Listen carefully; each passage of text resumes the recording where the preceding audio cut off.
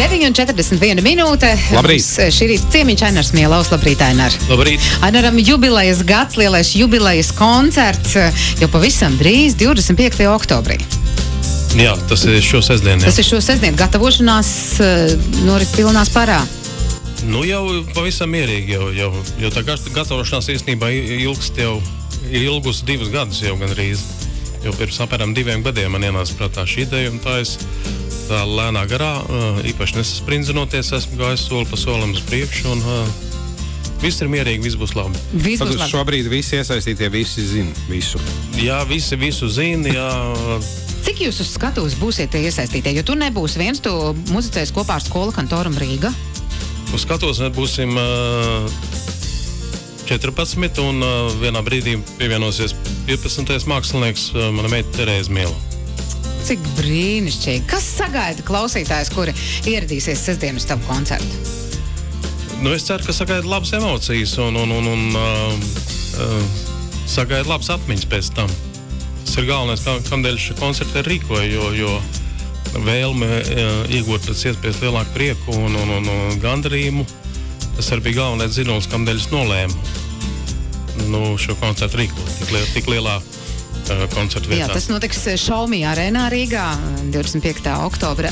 Vakarā, Ainar, kā jāgatavojas? Jo es zinu, ka to jau esi teicis arī iepriekšējās intervijās, ka tiem apmeklētājiem būs jādzied. Nu, tā kā būs jādzied līdzi. Kā sagatavot savas balss saites tādai pamatīgai dziedāšanai? Es nezinu. Kā tu gatavojies pirms koncerta? Nekā es negatavojos. Kaut kā iesilda, ir kaut kāda varbūt iesildīšanās fingrinā? Nē, man nav nekā. Nopietni? Es tikai vispār vienreiz dzīvē atceros, kad man bija tā kā nelielas problēmas ar balss saitēm, un toreiz notika koncerti operas mazajā zālē.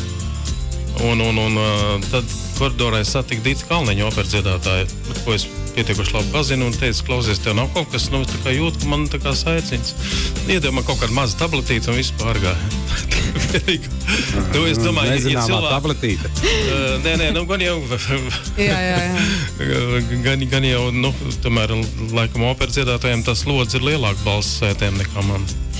Bet jāgatavojās uz dziedāšanu, jo, kā mūsu klausītāji saka, tas būs koncerts pagriez skaļāk un dzied līdzi. Jā, tiešām būs, es saprotu, arī uz skatuves būs pieejami uz ekrāniem vārdi, ja, tiem visiem tiem, jo cilvēkiem ļoti bieži ir tā, ka viņi labprāt dziedāt līdzi, bet viņi nezina vārdus. Viņi labākā gadījumā dzina dziesmas sākumu un piedziedājumu.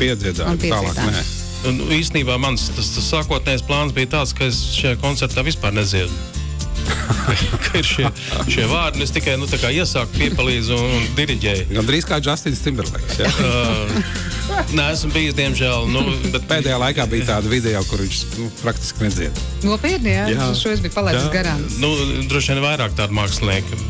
Bet ja nopietni, protams, es pats dziedāšu, bet es ceru, ka būs vismaz pāris dziesmas, kuras es sākumā nodziedāšu pats, un pēc tam lūkšu cilvēks nodziedāt to.